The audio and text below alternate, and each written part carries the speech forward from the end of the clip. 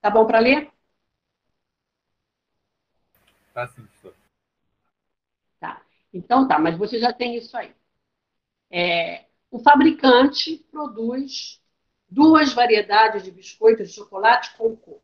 Então, como eu digo, quando para a prova ou para uma avaliação qualquer, ainda que seja trabalho, né, definem as variáveis na ordem que aparece, é para a gente ter uma forma padrão de analisar as situações. Tá?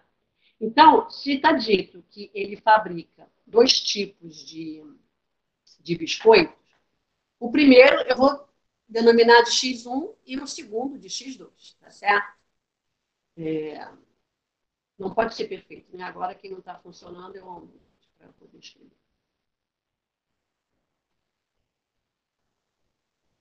Bom, então, está dizendo prestígio e chococo. Então, prestígio é minha variável X1. Chococo é a minha variável X2.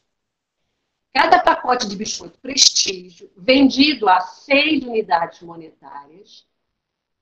Então, o meu lucro de prestígio vai ser 6 por unidade vendida, tá? Produzida.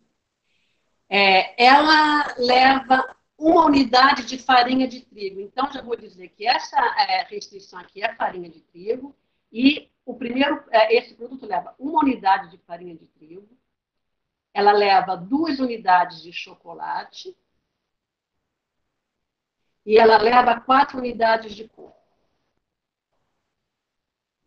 Beleza.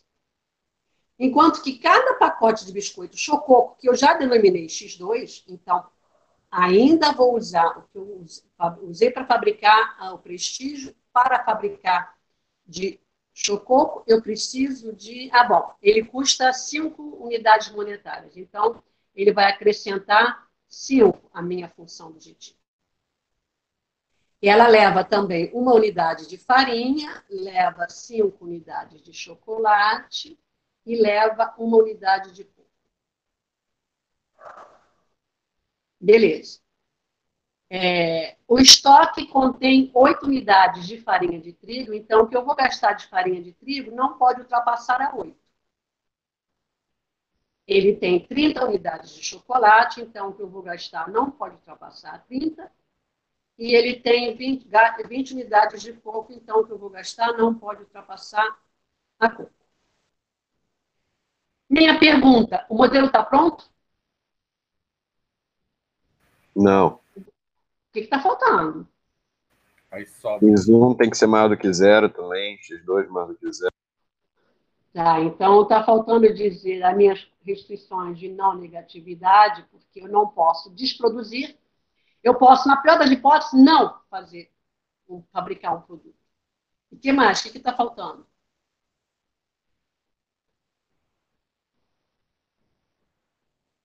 Tem que dizer se é maximizar ou minimizar. E o quê? Tem que dizer o que eu quero com a minha função objetiva. Beleza. E agora, tá pronto? Tá pronto. O modelo sim.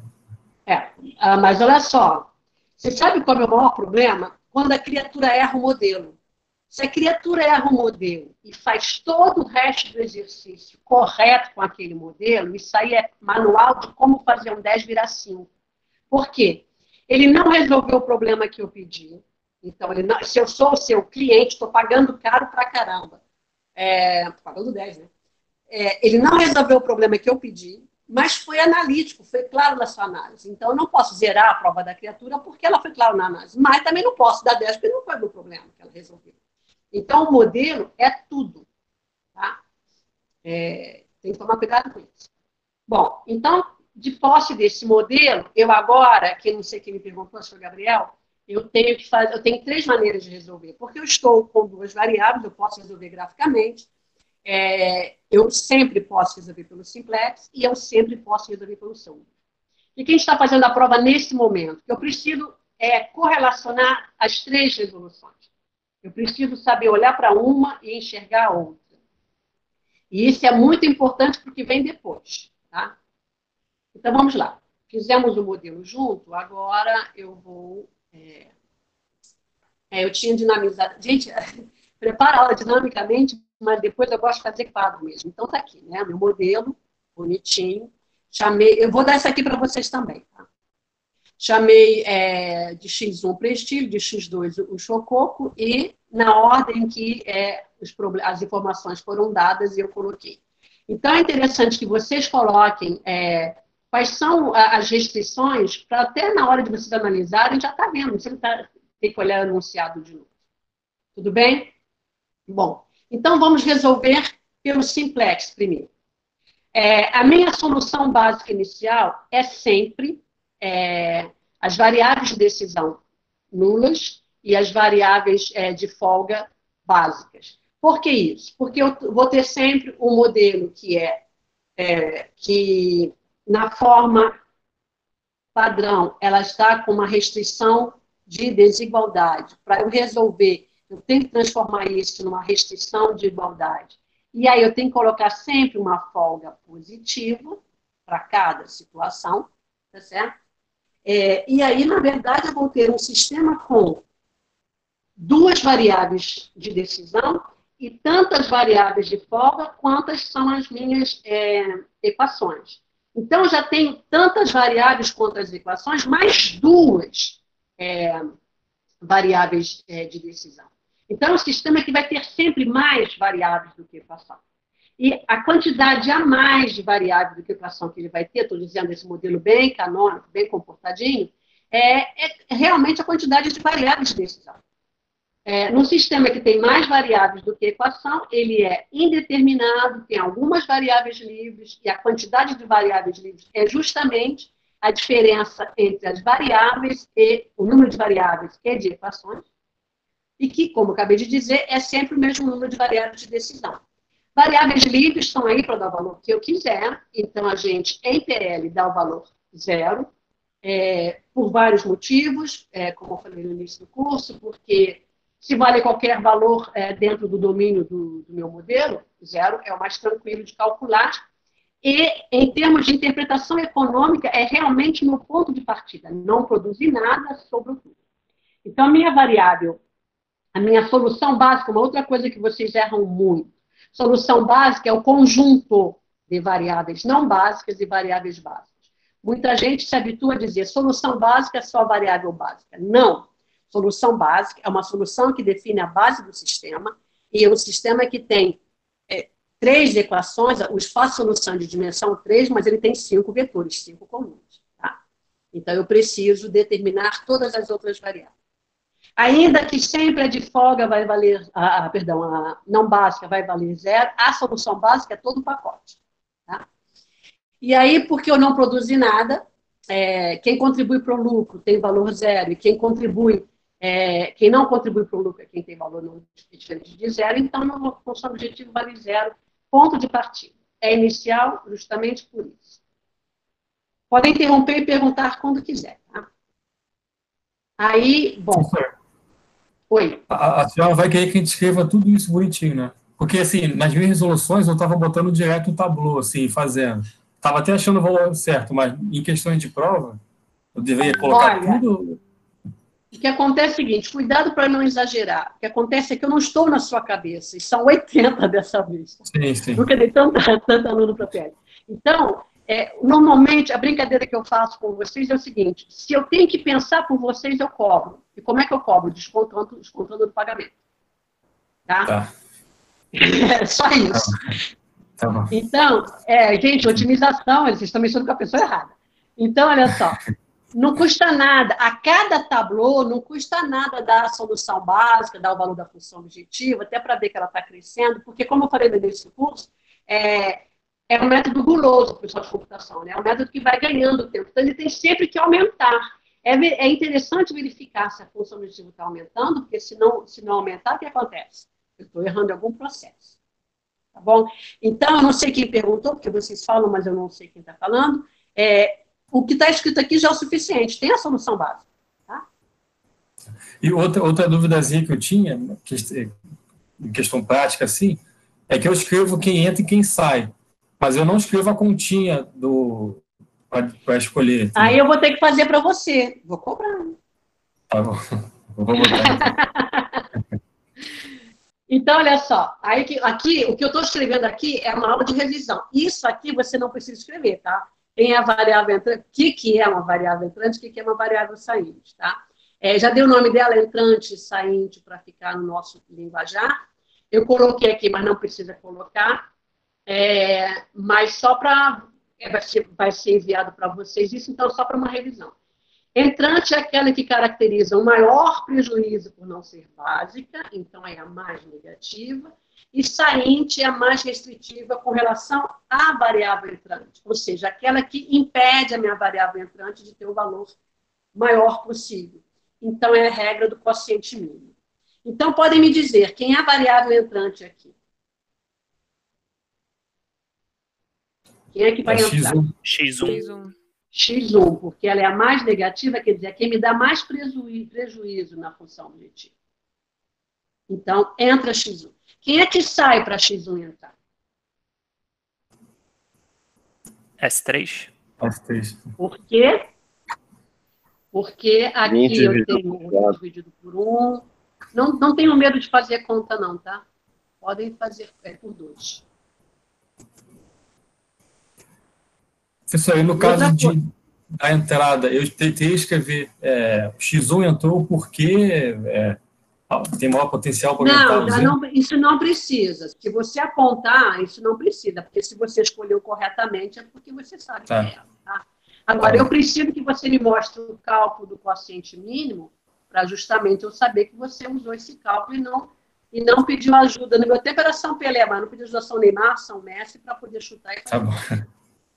Isso acontece muito. Professora, para demonstrar a variável entrante, eu posso simplesmente fazer uma seta mesmo, circular a coluna, fazer uma seta. Ok, tá bom. Porque aí não dá para chutar pelo seguinte, se você escolher o menos 5, você não sabe. Certo? Exato. Então, aqui, o quociente é 8, o quociente é 15, o quociente é 5, eu vou escolher o quociente mínimo. A mais restritiva é a S3, é ela quem sai, e ele é meu pivô. Tá certo? Beleza. Então, vou fazer o meu pivoteamento, lembrando que é o seguinte, o que está acontecendo aqui? Eu estou substituindo na base a S3 pela X1. Então, a S3 a X1 vai ser a terceira componente da minha base. Ela vai ficar no lugar dessa aqui. Então, ela precisa ter essa componente canônica da base canônica do meu espaço, né? Então, só repetir, né? Porque eu vou passar limpo para vocês, vou dar o que está editado para vocês. Então, a X1 substitui, ela é a terceira componente. Então, já está aqui meu cálculo feito. Aí, gente, o pivoteamento não é PL, o pivoteamento é álgebra linear. Se você errou o pivoteamento, eu vou ter que dar um desconto, porque dá desconto, que eu digo o seguinte, tirar ponto. Porque a partir daqui, você não está resolvendo o meu problema, você está resolvendo outro problema. Então, eu particularmente, Sueli, não é obrigada a fazer isso. Eu particularmente, primeiro trato a linha do pivô, e depois trato as demais linhas. Por quê? Porque desde estudante eu tenho um problema de astigmatismo, me perdia muito nessas linhas de matrizes, e aí segui o conselho da professora que dizia, faz uma coisa, entra cada uma de uma vez. Entra primeiro com a variável, trabalha primeiro com a linha do pivô, depois trabalha com outras linhas. Agora, tem gente que é apressada, né? Se não errar em conta e quiser fazer direto, faça, mas eu particularmente, eu trato separadamente. E aí, por quê? Porque já que esse carinha aqui é o pivô, eu tenho que transformá-lo na terceira componente da base, então ele tem que ficar 0,01 aqui. E uma variável básica não contribui para a função, para a linha do Z, né? Porque a linha do Z é quem está me dando prejuízo. Se ela é básica, está entrando, não está dando prejuízo nenhum. Né? Nem lucro, nem prejuízo. Ela está lá no momento dela. Então, eu vou dividir aqui por 4, e dividindo por 4, eu encontro 1, 1 quarto, 0, 1 quarto e 5. De novo, conselho de amiga, trabalhe com frações. Não trabalhe com calculadora, não, porque eu não me preocupo se vai dar dízimo ou se não vai dar dízimo. Porque, para mim, interessa mais a interpretação. Gente, é muito complicado achar um modelo que a geométrica é tão interessante quanto a algébrica. Então, trabalhe com frações, porque multiplicar pelo inverso é dividir, acaba ficando muito mais fácil, né? Então, quem trabalha com números decimais, representação decimal e calculadora, vai escrever 1/3 como 0,333, aí vai começar a melar tudo, porque já não é mais isso. Está faltando um monte de coisa ali quando eu trunco. Cuidado com o truncamento. Então, não é interessante truncar, né? Eu trabalho com frações, que é mais interessante. Os matemáticos, isso não é problema. Esse problema é maior para o pessoal de engenharia, que às vezes fica muito pelador, esquece de fazer conta. Bom, então já dividi aqui. Agora eu vou cuidar de fazer esta coluna aqui se transformar numa coluna zero. Vamos lá. Já fiz os cálculos, tá? Porque aqui não é a nossa aula, isso aqui é o álgebra linear. Então, cuidado com o pivoteamento, porque o que acontece é que as pessoas fazem o escalonamento à la galega, não fazem com o conceito algébrico que está por detrás. A melhor maneira de eu transformar um número em zero é escalmar como seu simétrico. Então, eu preciso cuidar de simplesmente somar com o simétrico sem fazer contas milaborantes. Tem gente que faz cada conta que eu fico doido. Como é que a pessoa perdeu tempo fazendo esse tipo de conta, né? Então, é o que eu indico aqui. Vou multiplicar pelo simétrico de 2 para zerar quando eu somar. Vou multiplicar pelo simétrico de 1 para zerar quando eu somar. E multiplicar pelo simétrico de 6, que é o próprio 6, para poder zerar. Então, tá, vou fazer esse pivoteamento, só esse, devagarzinho, tá? Então, por coluna, por linha, multiplicando essa linha por menos 2, pelo simétrico de 2 para somar com aquela, eu tenho menos 2 mais 2, que dá 0. Eu tenho menos 2 quartos, menos meio. Eu prefiro trabalhar com o mesmo denominador mesmo, né? Eu tenho menos 2 quartos para somar com 5, então eu tenho 20 quartos menos 2 quartos, 18 quartos. Eu tenho 0 com 0, dá 0. 0 com 1, dá 0. Eu tenho de novo menos 2 quartos com 0, menos 2 quartos. Menos 10 com 30, dá 20. Professora, pode colocar 9,5? Pode colocar menos meio? Pode, porque é equivalente, mas o valor correto é 18 quartos, tá? E em termos de prática, isso faz diferença, tá? Em termos de interpretação, isso faz diferença. Porque 2 quartos tem a mesma quantidade que 1/2, mas 2 quartos são 2 quartos. E 1/2 é exatamente a metade. A metade pode ser 3/6, a metade pode ser 5/10, mas eu tenho 2 quartos aqui na minha brincadeira. Isso é importante para a gente. Aí, na primeira linha, é só subtrair, né? Porque somar com então, a senhora falou que é importante, mas pode botar 9/2? 9/2 não, pode botar 9,5. 9/2 não existe, existe 9,5. Ah, tá. Mas tá. Não. 9/2 não existe. 9,5 pode. Só que, bom, tem que tomar cuidado para a gente poder, de repente, interpretar isso aqui depois. Até porque quem faz com representação decimal vai colocar realmente a parte decimal, sem cuidar de que fração veio, né?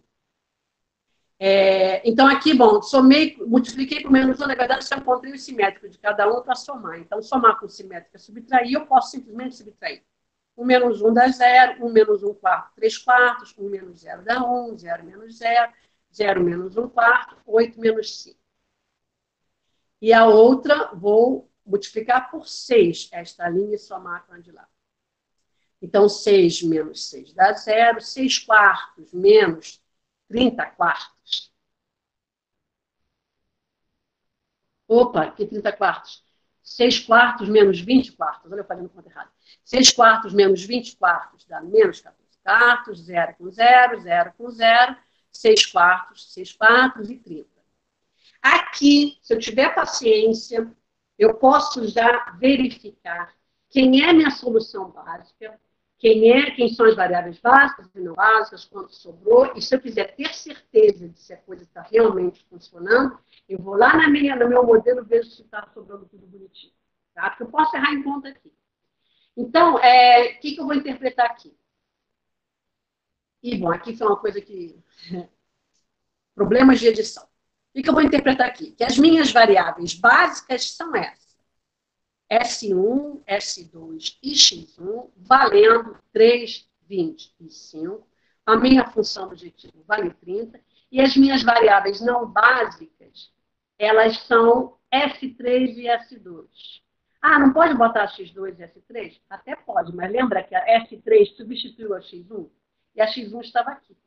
Então, é mais interessante eu colocar S3 e S2.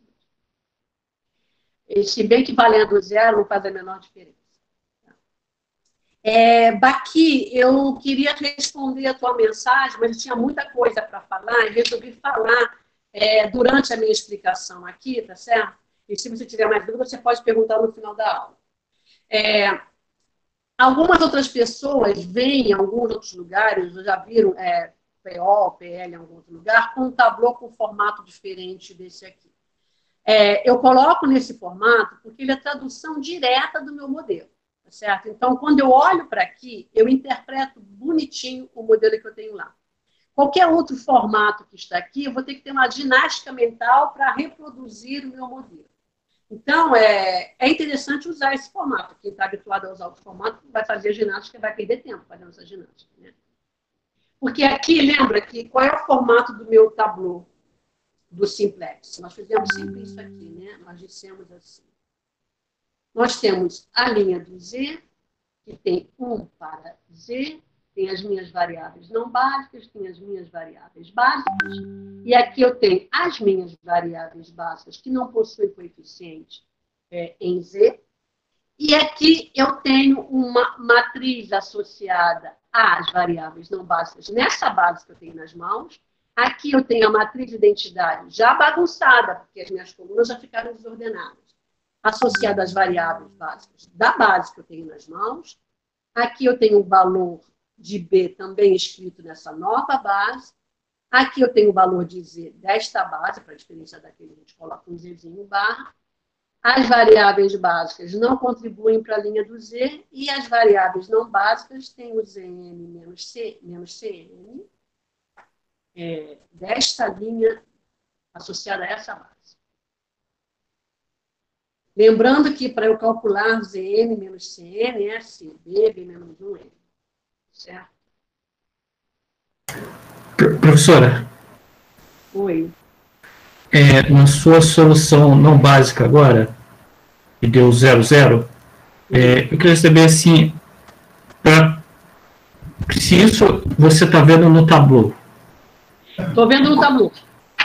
Como que você chega a esse 0,0? Porque sempre, nas soluções, sempre dá 0,0, mas eu não sei onde eu estou enxergando esse 0,0. No tablô. Bom, no tablô, explicitamente eu não enxergo. No tablô, eu sei quem são as básicas. As básicas estão aqui. Eu sei que os valores das básicas estão nesse Bzinho.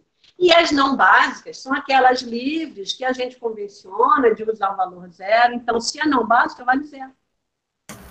Entendi, professora. Joia? Tá joia. É conceito que a não básica vale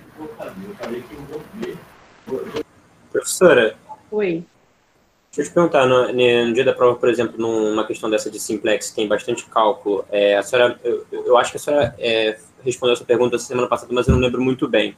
Vai ser tudo por foto mesmo e vai te mandar pelo Classroom, pelo e-mail? Isso a gente conversa daqui a pouco, mas vai, funciona. Eu já fiz prova em 2 turmas. Vocês são os 80, vocês são os últimos a fazer a prova, eu experimentei em 2 turmas. Funciona bem mesmo. Vou dar algumas consinhas para vocês. Funciona tá assim. Bom. Beleza. Vamos lá. Aí, bom, tem a minha solução básica. Estou voltando aqui. Quem me perguntou na aula passada, tem que fazer o tablô? Depois tem, porque isso aqui, a gente vai ver na volta da aula, vai ser super importante, na volta da prova, super importante eu conhecer o significado desse formato do tablô, e aí, Baqui e companhia. Tem gente que faz tablô sem nenhuma divisão. Essas linhas que eu ponho no tablô não é só para enfeitar, nem só para cuidar do astigmatismo, não. É porque cada região tem um recado. Aqui é a região da linha do Z. Aqui é a região do meu vetor independente. Aqui é a região das minhas restrições, que tem as variáveis básicas e não básicas. Eu preciso separar por região, como está no formato que eu tenho sempre no tablô, para eu poder ler direitinho no tablô. Se ficar todo mundo bagunçado numa sequência meio doida e isso sem nenhuma região visível, amiguinho, até para você mesmo entender, vai dar um certo dor de cabeça. Bom, aí tá. Vamos fazer a mudança de base. Eu fiz um pivoteamento passo a passo, tá? Como eu falei, pivoteamento é coisa de álgebra linear, não vou fazer o segundo, não. Quem tiver dúvida pode me perguntar. Então, olha só. Quem é a variável entrante? Eu acabei adiantando aqui. Mas a variável entrante, no meu tabu T1, que é o primeiro após o inicial, eu ainda tenho a minha linha do Z com alguém me indicando que ela dá prejuízo em ser não básica. E dá um prejuízo de 14 quartos, ou 7,5, ou 3,5 unidades monetárias, por unidade que eu não produza.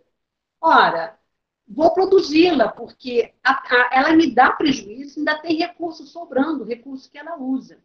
Tá certo? Agora, qual é a interpretação geométrica? O recurso S3 esgotou. Então, para eu produzir o produto X2, eu vou ter que diminuir a quantidade de X1 em favor do X2 para poder ganhar um pouquinho mais. É o jogo do ganha-perde, né?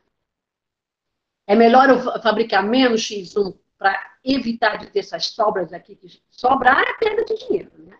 Então, isso aqui é o que eu estou perdendo por não ter produzido X2 e estar com esses recursos aqui disponíveis jogados fora. Então, vamos embora. Aqui já é a minha nova solução, depois que eu pivoteei, tá? Aqui, perdão, aqui eu fiz entrar X2. Quem sairia? Tem que dividir 3 por 3 quartos. Então, dividir 3 por 3 quartos é equivalente a multiplicar 3 por 4 terços, né? Então, fica muito mais interessante fazer a multiplicação pelo inverso do que eu estou fazendo ali. Então, aqui vai dar, o meu quociente aqui é 4. Aliás, isso. Dividir 20 por 18 quartos é o mesmo, equivalente a multiplicar 20 por 4, 18 avos, então dá 80, 18 avos. Dá um pouco mais que 4, né? Porque 18 vezes 4 dá 72. Então, dá 4, alguma coisinha aqui. Não vou fazer isso aqui, que isso aqui é feio, tá? Vou dizer maior do que 4. Tá? E dividir 5 por 1 quarto é o mesmo que multiplicar 5 por 4. Então, dá 20. Quem vai sair para X2 entrar é a S1, se eu não errei em conta. Tá aqui. É a S1 que sai para X2 entrar. Quando eu falo trabalhar com frações, está vendo? Sem eu fazer conta precisa, eu sei que isso aqui é maior do que 4. Se aqui também fosse maior do que 4, aí eu teria que fazer a precisão. Mas já na casa dos inteiros, do primeiro décimo, eu percebo que 80, 18 avos é maior do que 4. Então, já não é ele o candidato a sair. Entre a 2 e a 1, quem sairia era 1. Agora, tinha que ver entre a X1 e a S1, quem sai. Uma outra coisa, não é problema X1 ter entrado e numa outra etapa ela sair para outra etapa. Não na etapa seguinte, né? Porque se ela acabou de entrar, ela vai sair porque ela entrou no lugar errado. Tá? Mas se ela entrou num problema cheio de variáveis, ela entra lá daqui a 2, 3 etapas, ela sai, não é problema, não. Não imediatamente após. Então, tá. Esse é o meu tabu após ser pivoteado ali. Não entra X2 e sai S1. E aqui eu tenho a minha linha do Z, que não acusa ninguém dando prejuízo por não ser básica. As minhas duas variáveis básicas têm valor positivo na minha linha do Z, indicando que não está dando prejuízo. Tá? Então, como é que eu leio isso aqui? Já tinha... Caramba. Então, como é que eu leio isso aqui? As minhas variáveis básicas, na ordem, hein, por favor. As minhas variáveis básicas são X2, S2 e X1. Valendo 4, 2, 4 cada uma. Z vale 44 com isso. E as minhas não básicas, elas terão valor zero. Quem são elas? São aquelas que não são básicas. Então, é só do meu conjunto de variáveis quem não está na base. Certo? Então, não havendo nenhuma variável não básica indicando prejuízo, a minha solução é ótima. E aí, vamos interpretar isso aí? Porque, olha só, Não é eu vou fazer pivoteamento, resolvi, pronto, acabou. Tá bom, entrego assim. Eu sou o seu cliente, eu paguei caro. Sabe por que profissional de PO não tem emprego no Brasil? Porque é muito caro o profissional de PO. Eu paguei caro para você, eu quero saber como é que eu vou fabricar. Você me dá isso aqui como seu cliente, não entendo nada. Se eu entendesse, eu não te pagar. Então, o que eu vou dizer para o seu Zé? O que eu tenho que produzir e quanto é que eu vou ganhar nessa produção? Isso aqui é a interpretação do resultado que eu coloco nos exercícios.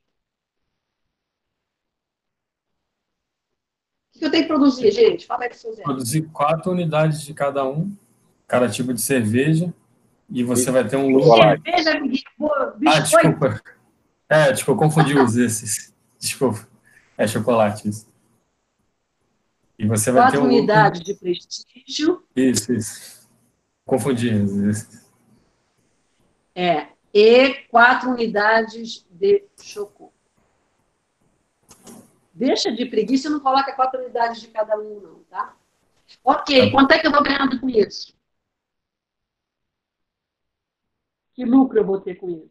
44. 44 monetários. Esse 44 é por unidade de cada um? Não, por tudo. Não é unidade, professora, não é pacote? Não seria pacote, professora, ao invés de unidade? Ou você está considerando a unidade a pacote? Não, veja bem. Olha aqui. O meu modelo diz... pacote. 4 pacotes. Beleza. Desculpa. Obrigada, hein? 4 pacotes de biscoito. Cada pacote, tá? De nada, professora. 4 pacotes. Isso. 4 pacotes.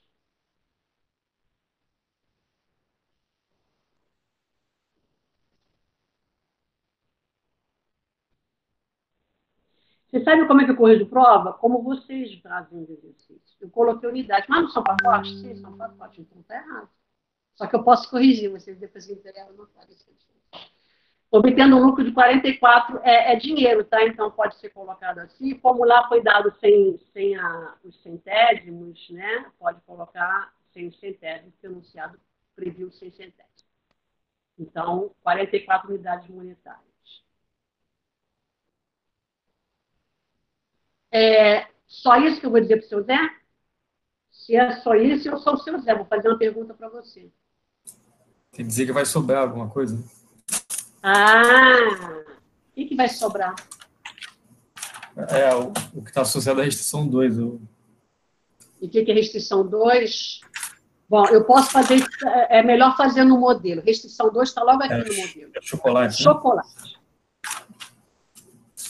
Chocolate e são unidades. Então, não sei que unidades são essas. Então, vão sobrar 2 unidades de chocolate. Aí eu tenho que página 8, 10, 12, 9.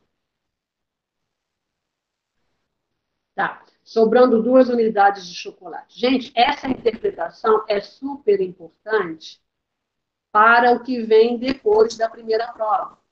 Porque o seu Zé vai dizer assim, nossa, está sobrando 2 unidades de chocolate. Esse planejamento pode ser semanal. Então, por semana, está sobrando 2 unidades de chocolate. Comprar chocolate e não usar é perder dinheiro. Então, o que eu posso dizer para o seu Zé com esses 2 unidades? Olha, o senhor pode comprar 2 unidades a menos por semana, porque o senhor está perdendo dinheiro. O senhor pode aproveitar e, quem sabe, investir um pouco mais em coco para aumentar a produção do chococo, ou ainda, o senhor pode aproveitar e investir. Olha, tem uma promoção de amêndoas no mercado, compra amêndoas para fazer agora biscoito de chocolate com amêndoas. Tudo isso a gente vai ver depois da prova. Então, é importante saber interpretar uma solução básica final, porque depois dela a gente tem um monte de coisa para fazer. Tá? Bom, essa aqui é a resolução pelo simplex. Qual é o problema que eu vou ter de resolução pelo simplex? Quem está devendo a Java linear vai ter que fazer uma revisão também de pivoteamento, porque aquilo que eu falei, manual de como fazer um 10 virar 5 é errar no pivoteamento. A partir do momento que errou dali para diante, já não é o meu problema, né? Está fazendo outro problema. E se eu seguir o seu conselho, eu vou me ferrar, porque você não cuidou do meu problema, você cuidou de outro problema.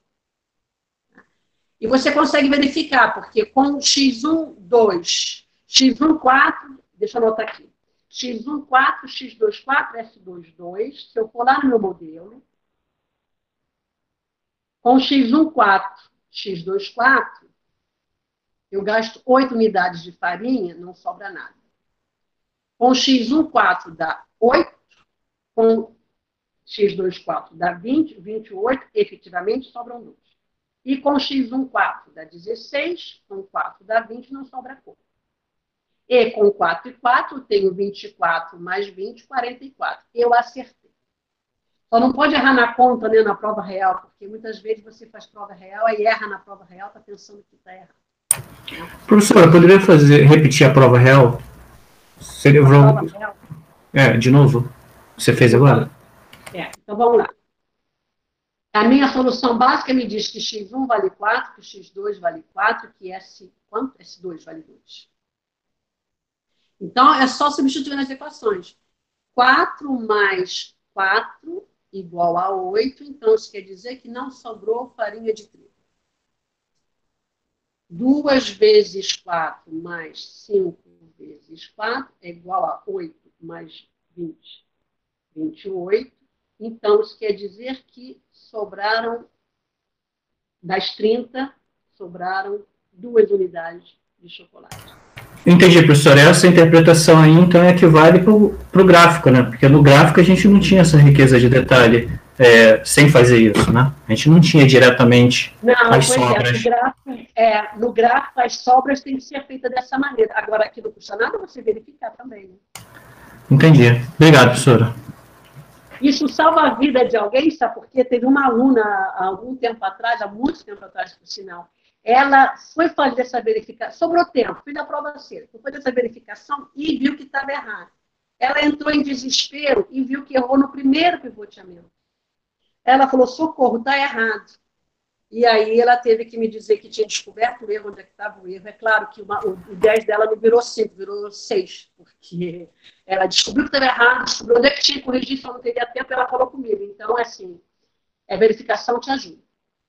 Professora, mas essa verificação aí tem que ser quando você introduz as variáveis de folga, né?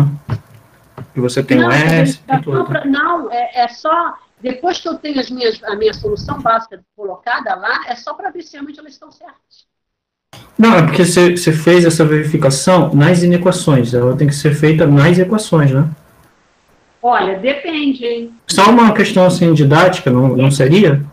Não, eles são equivalentes. Eu vou ver no meu modelo. O seu Zé só entende meu modelo. O seu Zé não sabe que eu passo pelas equações.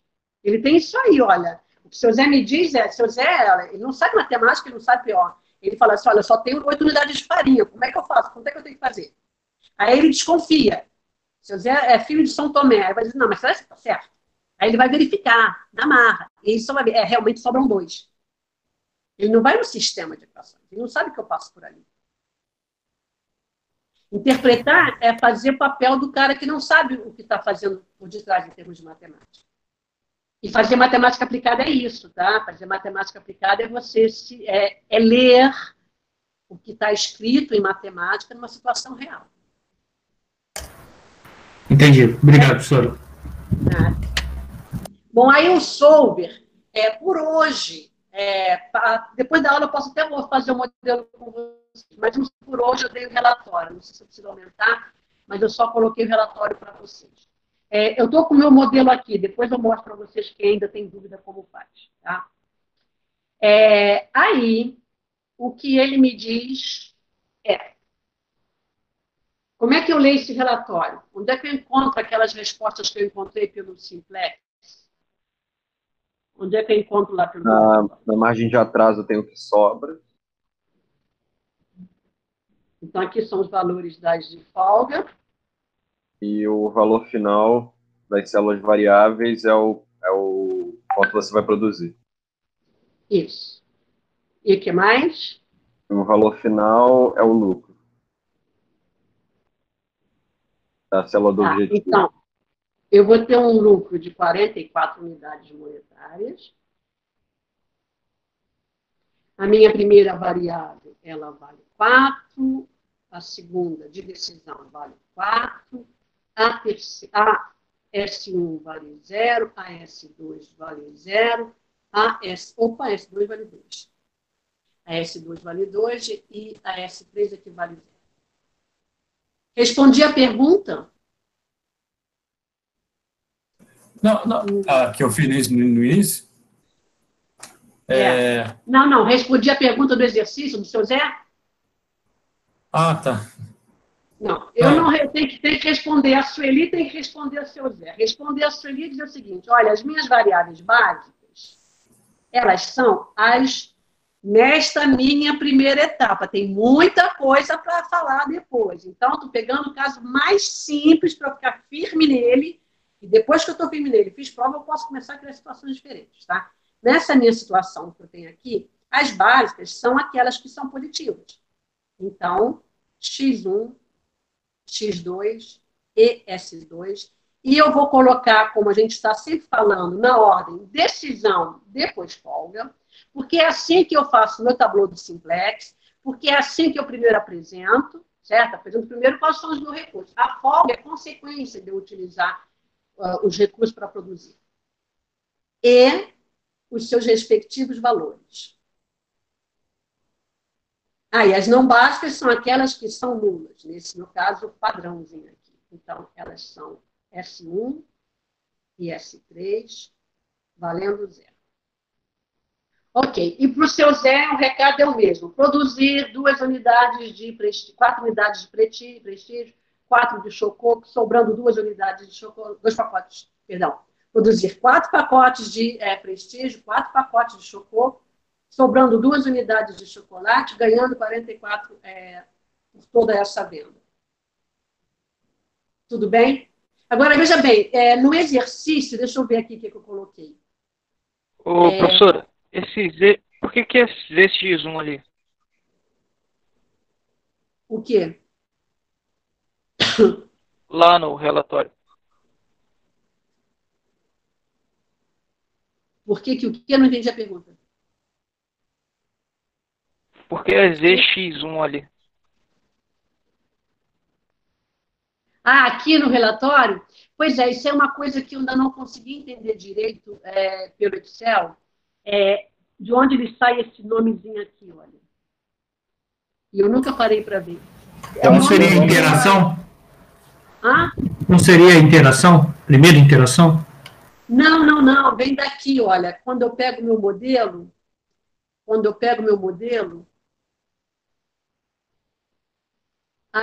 refrescimento do meu... É o que você escreve na célula, não? É o nome da coluna. Olha, é o nome da coluna, X1, X2, A e B. Percebam que lá ele aparece com AX. É o nome da coluna e da linha.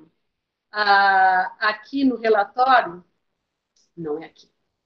Ele coloca a coluna AX, a coluna X1 e X2, a linha Z, agora que achei, é linha e coluna da célula que eles se encontram. Tá certo?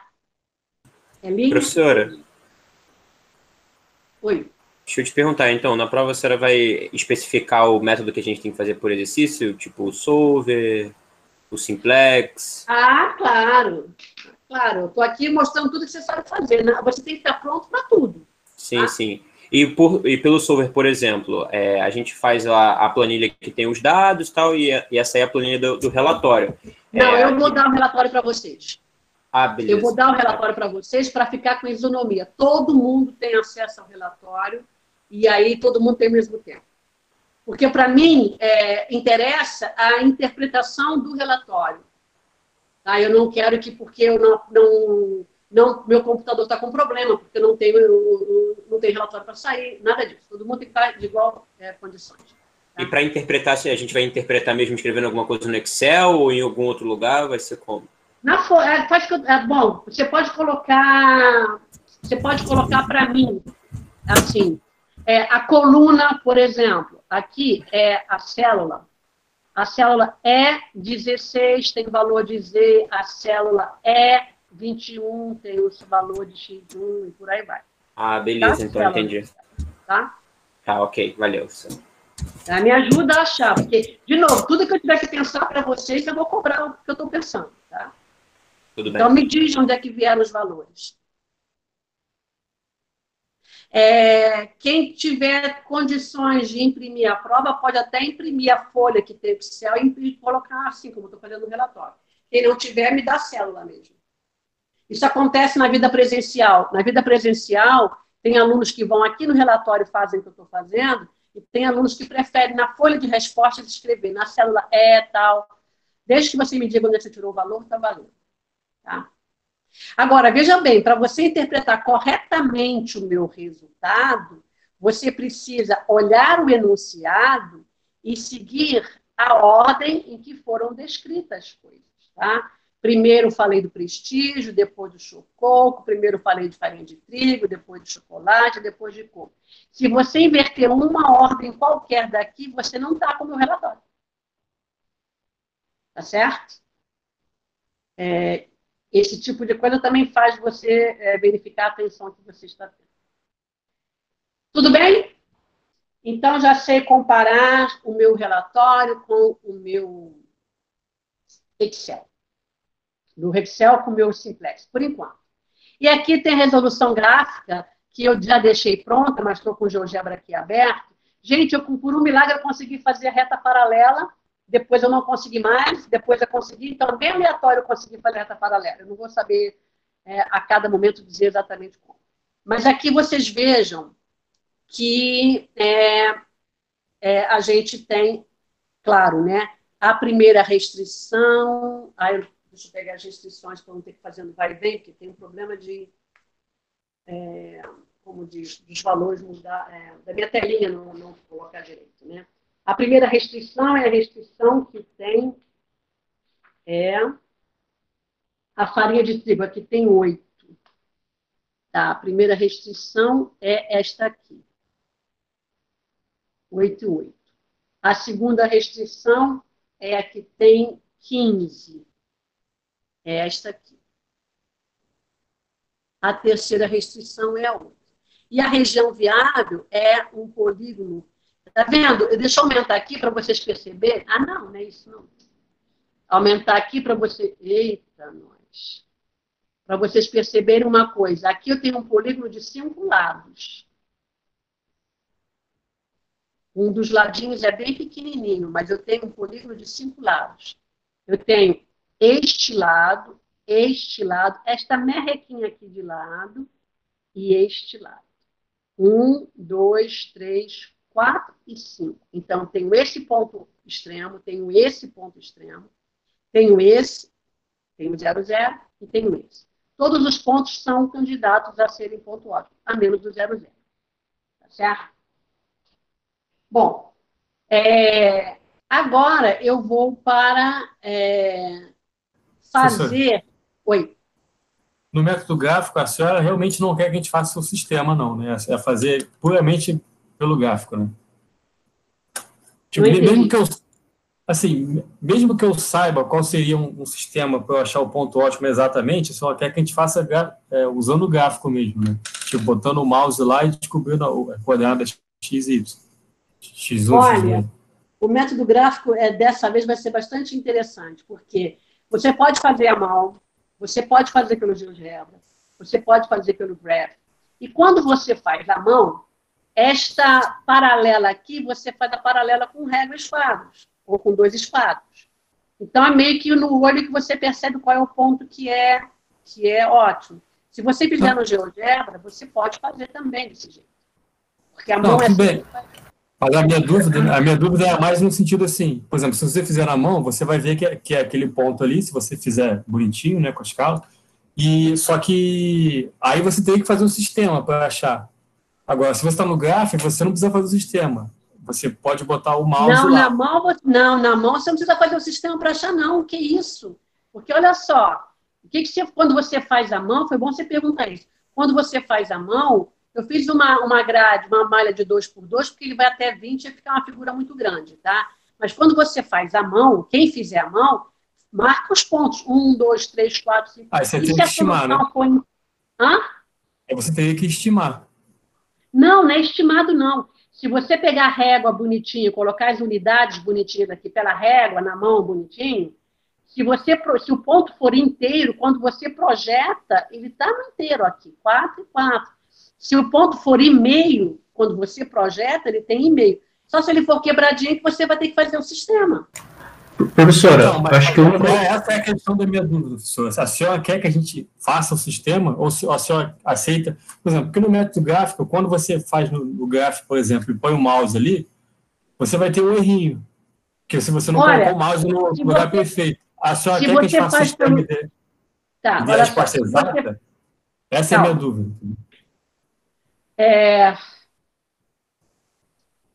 Pois é, alguém vai fazer prova à mão, porque aí fica uma diferença entre quem faz à mão e quem faz no GeoGebra, né? Quem faz à mão vai ter que fazer um sistema, quem faz no GeoGebra vai pela coordenada. Sim, só que se eu for pela coordenada, eu posso estar com um errinho. Se eu não coloquei o mouse... Então, aí você escolhe, amiguinho, a vida é sua. Mas olha só, eu prometo a vocês... É a minha dúvida, professor. Eu prometo a vocês uma coisa. Mas, professora,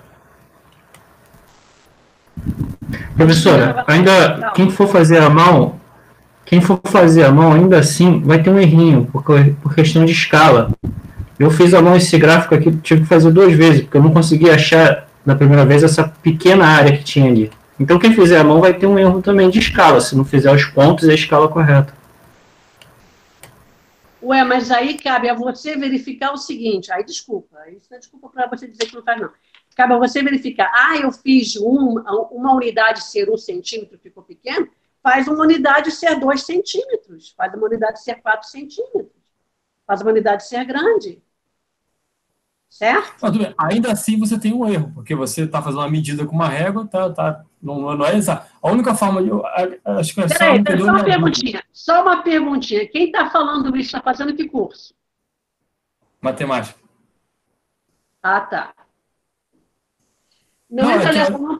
Olha só, na vida aplicada, a precisão é tudo. Agora, deixa eu tranquilizar vocês. Vocês vão fazer uma prova, eu vou corrigir 80 provas. Eu vou colocar valores que sejam fáceis de verificar. Na pior das hipóteses, vai ser decimal. Esquece. Esquece. Professora, mas pode tirar print do GeoGebra, então? Pode o quê? Tirar o print do GeoGebra, quem for fazer no GeoGebra? Eu quero a solução gráfica, você faz como você quiser. Beleza. Tá? A gente vai ter 3 maneiras de fazer resolução gráfica: pelo gráfico, pelo GeoGebra e à mão. O Simplex é tudo pelo caderno mesmo e com foto? Tá. A gente tem meia hora de aula, tem muita coisa para falar para vocês ainda. Depois a gente vê esse negócio de prova. Vamos comer o jantar, depois a gente paga a conta. Então vamos lá. O que foi o finalzinho da aula passada que é importante falar hoje com bastante calma. Como é que eu vou reproduzir o tablô associado à solução que eu encontrei pelo solver? Isso. Pelo solver, eu descobri que as minhas variáveis básicas eram x1, x2 e s2. Então, os custos, o CB, é o custo de x1, o custo de x2 e o custo de s2 na função objetivo. A folga não participa da função objetivo.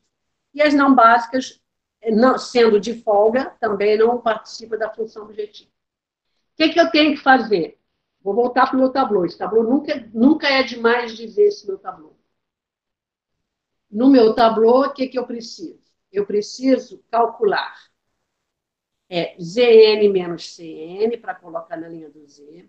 Eu preciso calcular a minha nova matriz M. Eu preciso calcular identificar quem é a minha base.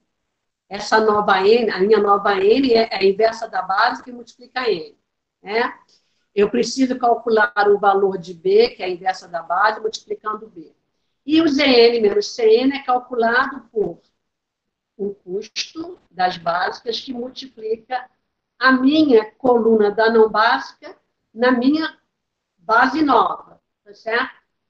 E o valor de Z é o custo das básicas que multiplica o meu Bzinho na minha coluna nova. A matriz inversa da base eu vou dar para vocês. Mais uma razão para que vocês tenham feito o modelo na ordem que as variáveis aparecem, tá? Senão você está com uma inversa que não é a minha. Tá, então, vamos lá. O que eu tenho que fazer? Quem é minha Primeira coisa que eu preciso saber, quem é minha variável, minha coluna da base, minha matriz da base e minha matriz da não base. Bom, a minha matriz da base, ela tem que ser a coluna de X1, a coluna de X2 e a coluna de S2. Isso aqui é só uma colinha para mim. E a minha matriz de N, a coluna de S1, a coluna de S3. Tá? Então, eu vou lá no meu modelo e vou verificar que a minha coluna de X1, ela é 1, 2 e 4. E a de X2, 1, 5 e 1. Então, a minha matriz de base vou usar os tecnologistas. A minha matriz de base é para X1, 1, 2 e 4, para X2, 1, 5, 1. E aí, quem me perguntou, como é que eu vou saber a minha coluna de S2? Bom, pela teoria, S2 é a folga da segunda restrição. Ela só aparece na segunda restrição. Então, ela é a segunda coluna da base canônica. Então, ela é segunda coluna da base canônica. 0, 1, 0. Quem são as colunas da minha matriz não básica? A relativa a S1, primeira coluna da base canônica, e a S3, terceira coluna da base canônica. Ah, Sueli, não sei ver assim. Então, faz a forma canônica lá para você ver quem é que é cada uma delas. Tá? Pessoal de computação sabe que quanto menos eu sei, mais memória eu tenho que gastar para... quanto mais eu sei, mais memória eu tenho que gastar para armazenar as informações. Quanto menos eu sei, tem que fazer cálculo para buscar, mais tempo de processamento. Né? Então, vamos lá. Com esta minha base, eu dou para vocês a inversa da base, para eu poder fazer os cálculos que eu disse para vocês disso aqui, tá? Bom, então, vamos lá. A inversa da base vezes N é B menos 1, que multiplica N, primeira linha com a primeira coluna, primeira linha com a segunda coluna, multiplicação de matriz, tá? Então, aqui vai dar menos 1/3, aqui vai dar 1/3. Aqui vai dar 4/3, e aqui vai dar menos 1/3. E aqui vai dar menos 6, e aqui 1. Então, isso aqui eu vou colocar nas colunas das minhas variáveis não básicas, que eu já observei que a primeira coluna está associada a S1, a segunda a S3. Então, isso aqui é no tablô a S1 e no tablô AS3. Está todo mundo com problema de falhando ou só a Camila?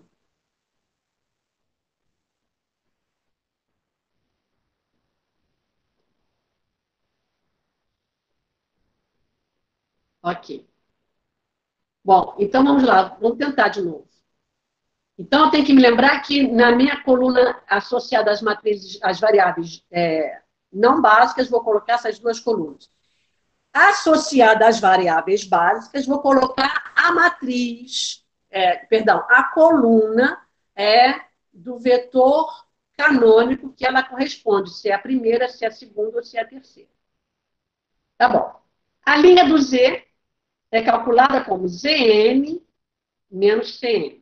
Zn é o custo das básicas que multiplica as colunas das não básicas nessa minha base atual. Já calculei B menos a inversa da base vezes N. Então, é só pegar essa matriz aqui que eu já calculei e multiplicar pelo custo das básicas. 650 por essa matriz. E vou tirar das não básicas. Gente, da CN. As minhas não básicas, elas valem 0 e 0 aqui, porque as não básicas são as de folga.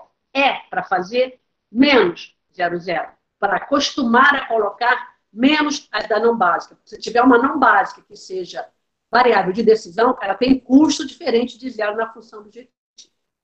Bom, fazendo essa multiplicação de matrizes, eu tenho 14/3 e 1/3, de quem eu vou extrair 0 e 0, então me sobram 14/3 e 1/3. Então, já tem a linha do Z das não básicas, já tem as colunas das não básicas, já posso montar o meu tabuleiro. Ah, não, perdão, falta o valor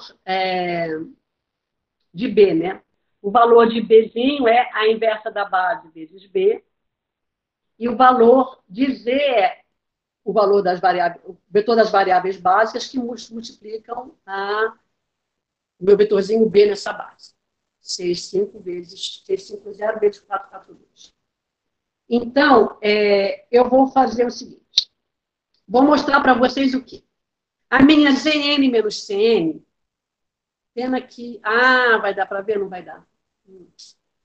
A minha ZN menos CN, eu vou anotar e copiar para vocês. Vocês podem anotar também, por favor, para ficar fácil de verificar.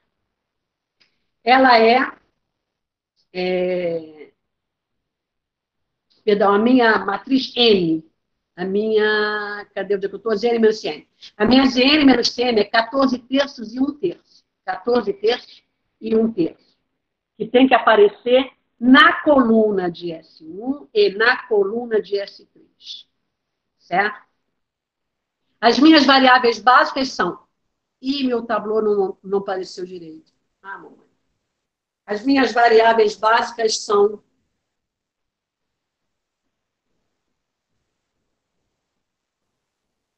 Meu tabuleiro está faltando um pedacinho aqui. As minhas variáveis básicas são x1, x2 e s2. x1 é a primeira variável da base. Sua coluna é primeiro vetor canônico. x2 é a segunda variável da base. Sua coluna é segundo vetor canônico. S2 é a terceira variável da base. Sua coluna é o terceiro vetor canônico. Certo? Bom, aí aqui eu tenho o meu CBB, que já calculei, 44. Eu tenho o meu B menos 1B, o inverso da base, vezes B, que é 442. Eu vou colocar 2 aqui, que ficou faltando, eu comi uma linha. E é bom que eu vou mostrar para vocês como é que eu monto as colunas da não básica. Eu vou ter que ir atrás da minha N, matriz não básica, calculada por B menos 1N, que é menos 1 terço, 4 terços, menos 6, 1 terço, menos 1 terço e 1. Então, menos 1 terço, 4 terços e menos 6. 1 terço, menos 1 terço e 1. Tá bom. Então, olha só, eu vou anotar, deixa eu ver se eu consigo projetar duas coisas. Eu vou anotar, diga. O 14 sobre 3 é o S1 e o 1 terço é o 1 sobre 3 é o S3, por causa da ordem, né? A ordem que você... Por causa da ordem. Por causa da ordem. E eu tenho que respeitar a ordem que ela apareceu. Por isso que a gente sempre faz variável de decisão, a gente faz variável de decisão e variável de folga por ordem de índice, para não ter que pensar muito. Já sabem que posição está. Senão você vai ter que fazer essas contas todas de novo. Então, vou aqui copiar o meu tabuleau e vou comparar. Aliás, vou fazer o contrário. Vou copiar o tabuleau do Excel, do Simplex que eu resolvi.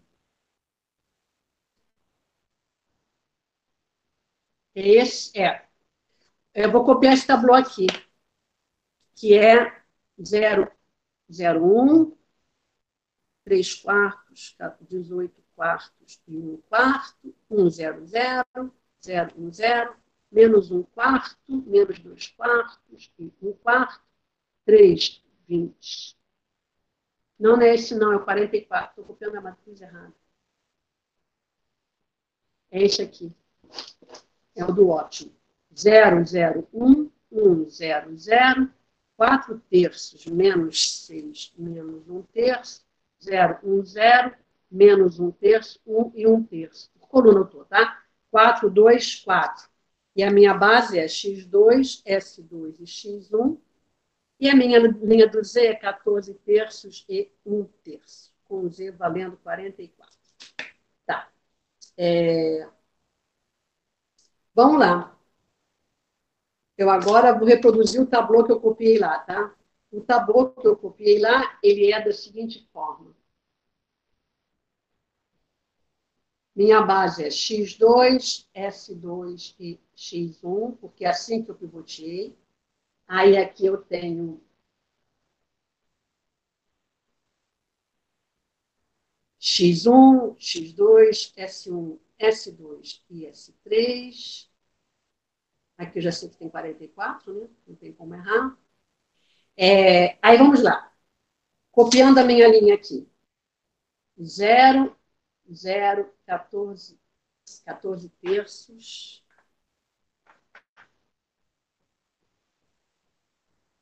0, 0, 14 terços. 0, 1 terço, 0. Por coluna 0, 0, 1. 1, 0, 0. 4 terços menos 6 menos 1 terço. 0, 1, 0. Menos 1 terço.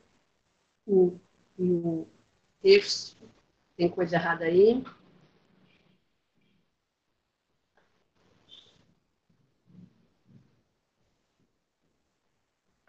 Tem coisa errada aqui. Aqui é...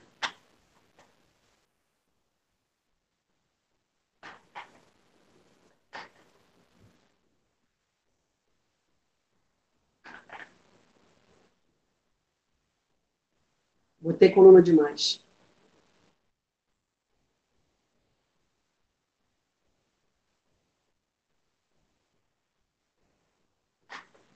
Vamos lá. Eu tenho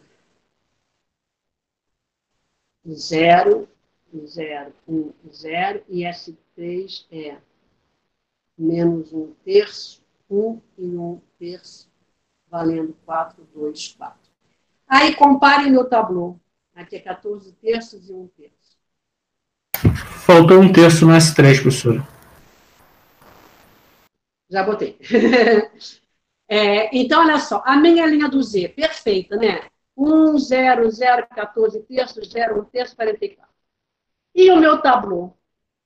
O meu tablô não está exatamente igual, porque aqui a minha base está na ordem que eu pivoteei. E aqui, como eu tirei do solver, eu não sei qual foi a ordem que o solver pivoteou, eu usei aquele meu padrão de primeiro decisão, depois folga. Ah, então a minha matriz de base aqui não é exatamente a minha matriz de base ali. Porque aqui a minha base é formada pelos vetores x2, S2 e X1. Então, não me lembro mais o modelo, qual era, mamãe. O modelo é... Qual é a coluna de X1? Quem me ajuda? A coluna de X1 é 1, 2, 4. Aqui é a coluna de... Não, é 1, 2, 4. Não, mas aqui é o seguinte. A minha ordem é X2 primeiro. A minha ordem é X2, S2 e X1. X2, S2 e X1. A coluna de X2 é 1, 5, 1. A de S2 é a segunda folga. E a de X1 é 1, 2, 4. Esta é a minha matriz B. Tem que achar a inversa dessa matriz B. Para eu poder calcular B menos 1M e tudo mais. Tá? Então, vamos lá. Não fiz isso. Por quê? Porque eu pivoteei. Mas como é que eu vou verificar que o tablô está coerente? Primeiro, a coluna de X2 nunca vai estar igual à coluna de X2 aqui, porque nesta base ela é a primeira componente da base e nesta base ela é a segunda. Então, não vai estar igual. Beleza. Assim para X1 também. O X1 também não vai estar igual, porque ele é a terceira componente desta base e ela é a primeira da componente dessa base.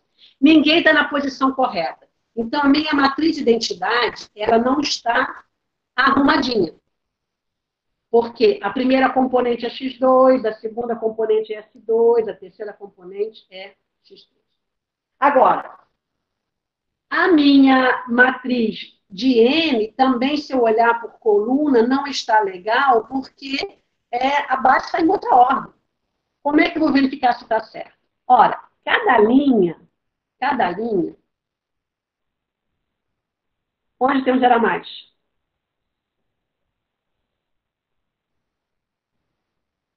A linha do Z, como? O que você quer que repita? Aqui, Michele. Pode perguntar para o microfone se tiver, Michele, por favor. Aqui ou aqui que você quer que repita a linha do Z? Ah, tá. Bom, então vamos lá. Onde é que eu estava? Tá. Então, como é que eu vou verificar se esse tablô está correto com o de lá? É lembrar que cada linha é uma equação de restrição. Então, eu vou verificar o meu tablô pela linha. Então, vamos lá. A linha de x1 diz, 1x1 mais 0x2 menos 1/3 de S1 mais 0S2, 1/3 de S3. A linha de x1 diz 1x1, 0x2, menos 1/3 de x1, mais 0S2, 1/3 de S3 igual a 4. Se eu verificar por linha, por equação, eu verifico que meu tablô está correto. A linha de x2 diz 0x1, 1x2, 4/3 de S1, 0 de S2, menos 1/3 de S3.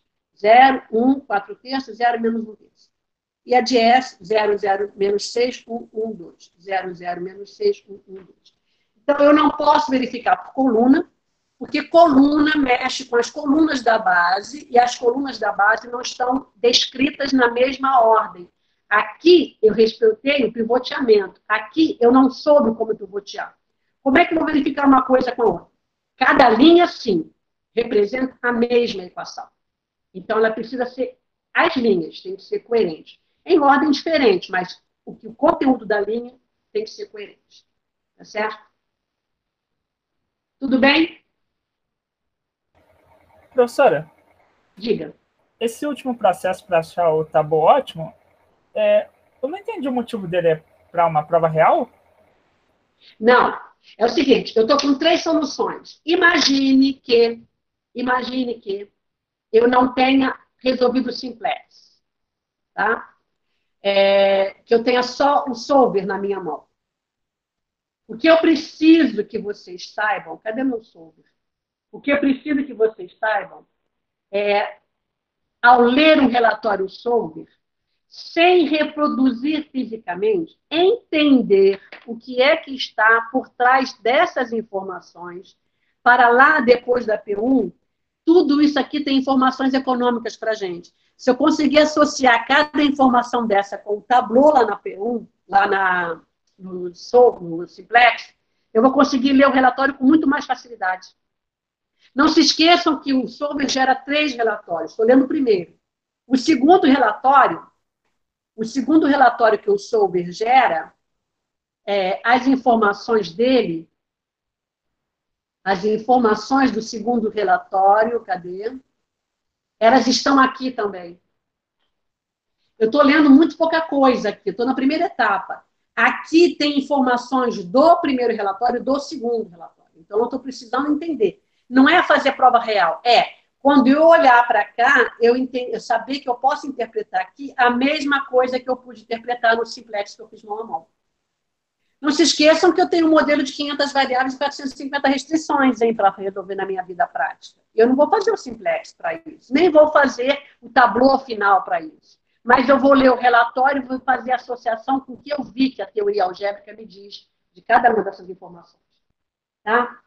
E uma outra coisa que eu queria falar com vocês rapidinho é o seguinte, vou fazer pelo GeoGebra. Vou fazer primeiro pelo GeoGebra e depois eu faço o algébrico. Cuidado, porque, infelizmente, eu percebi que os exercícios estão sempre assim. Entra x1, depois entra x2. Entra x2, depois entra x1. Isto não é obrigado de acontecer. Vou pegar com vocês o seguinte, a mesma região viável com uma outra função objetiva. A mesma região viável com uma outra função objetiva. A minha função objetiva agora é x1 mais 3y. Perdão, não é isso não. A minha função objetiva aqui é que ele reduz. É 4x mais 12y. Então, digamos que o meu modelo seja, ao invés de 6 aqui, ao invés de 6, seja 4, e ao invés de 5, seja 12. O que isso vai acarretar? Ora, eu mexi nos coeficientes da função objetiva. Mexer nos coeficientes mexe na inclinação dessa reta. Então, quando mexe na inclinação dessa reta, o meu ponto ótimo não necessariamente é o mesmo do que está aqui. Tá certo? E daqui nem vai ser, né? Porque para ser ele tem que ser paralela a essa reta, ou então coincidente a essa reta. e não é nenhuma coisa nem outra. Então, como é que eu vou verificar? Aí eu quero mostrar para vocês, vou botar para vocês também no papel. Se a minha função fosse 4x mais 12, 4x1 mais 12x2, vocês percebem que o GeoGebra ele coloca a simplificada, né? Aqui é 4 mais 12, ele coloca 1 mais 3, né? Esta reta, na origem, tem essa inclinação. Diferente da inclinação da outra. Tá certo? Qual a diferença de inclinação? Então, o ponto ótimo não vai ser esse aqui. Já adiantei para vocês, o ponto ótimo é este aqui. Que eu vou aumentar, vou aumentar para que vocês enxerguem. Olha lá. O ponto ótimo agora é o x1 igual a 0, x2 igual a 6. O ponto ótimo é não devo produzir x1. A minha solução básica é x2 igual a 6 e as sobras que eu vou encontrar daqui a pouco eu mostro para vocês. Então, não necessariamente entra um e sai outro. Entra uma x e sai uma x, tá certo? Aí, algebricamente, eu fiz para vocês essa solução que é a seguinte. Quando eu coloco 4x1 e 12x2, a primeira variável que vai entrar é x2, tá certo? Então, x2 entra, porque ela dá mais prejuízo. Quem sai para x2 entrar é a S2, porque é a mais restritiva. Se eu olhar aqui no GeoGebra, quando eu faço entrar x2, a que vai tolir a x2 é essa reta aqui, que corta em 6. E cortar em 6 é justamente essa aqui, 30 dividido por 5. Tá? O simplex tem que ver que daqui não melhora mais. Como é que o simplex vai ver que daqui não melhora mais? Quem me diz? Como é que o simplex vai ver que daqui... Vai dar positivo, né? Na linha do Z. A linha do Z vai dar toda positiva. Então, o que eu fiz entrar S2 e sair com... fiz entrar X2, sair com S2 para ela entrar, já era menos 1 mesmo, né? Só subtrair daqui. Quando eu fiz, multipliquei por 12, 2/5 por 12, para somar com aquilo ali, eu teria do Z toda positiva e ninguém mais entra. Tá? Isso quer dizer que, por enquanto, eu estou com um problema pequeno, tá? Mas quando eu tiver um problema com, sei lá, 3 variáveis e 4 restrições, por exemplo, pode entrar uma variável, entrar uma segunda variável, entrar uma terceira variável de decisão, estou dizendo, e aí, por causa de um recurso sobrando, é mais interessante sair uma das variáveis de decisão para usar o recurso que tem.